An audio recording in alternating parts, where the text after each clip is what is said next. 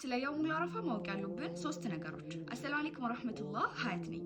አንደኛ በዚህ ቀን ላይ ሐጃጆች አረፋ ተራራ ላይ ሆነው አላህ Subhanahu Wa Ta'ala የሚገዙበት ዱዓ የሚያደርጉበት እንዲሁም ደግሞ ማህርታው እንዲለግሳቸው የሚለምኑበት ቀን ነው። ሁለተኛ ይህንን ቀን በጾም ማሳለፍ የ2 ዓመት ወንጀልን ያስተርዛል። ሶስተኛ አላህ Subhanahu Wa Ta'ala በዚህ ቀን ላይ የጀሃነም ሰዎችን ነፃ ያወጣል። ታዲያ ይህ ሁሉ ነገር በውስጡ ያለበት ቀን ነገ ወይም ደግሞ ማክሰኞ የሚውል ሲሆን እኛም ይህንን ቀን አንደኛ ትኩረታችንን ሊወስዱብን ከሚችሉ ነገሮች ሁሉ ርቀን ትኩረታችንን ስብስብ አድርገን ልናሳልፈው ይገባል። ሁለተኛ ይህንን ቀን ጾመን ልናሳልፈው ይገባል። ምክንያቱም ይህንን ቀን የጾመ ሰው አላህ Subhanahu Wa Ta'ala የ2 ዓመት ወንጀልን ስለሚሰርዝለት ማለት ነው።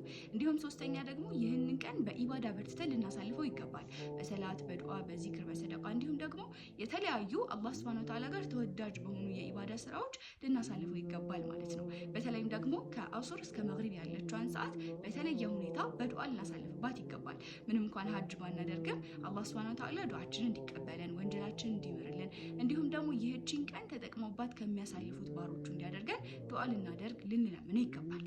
አላህ ይህንን ቀን ተጠቅመውበት ከሚያሳልፉት ባሮቹ ያድርገን። ሰላም አለይኩም።